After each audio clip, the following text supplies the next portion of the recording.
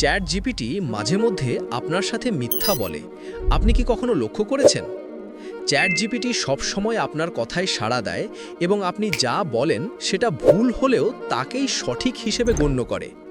কারণ এই এআই মডেলগুলো আপনাকে খুশি রাখতে বেশি আগ্রহী হয়ে থাকে। যদি এরা আপনাকে সত্যিটা বলে দেয় তবে আপনি অস্বস্তি বোধ করবেন। কিন্তু এটি ঠিক করার জন্য একটি উপায় আছে যা খুব কম সংখ্যক ইউজাররাই জানে। তার জন্য চ্যাট জিপিটি ওপেন করুন এবং আপনার প্রোফাইল আইকনে ক্লিক করুন।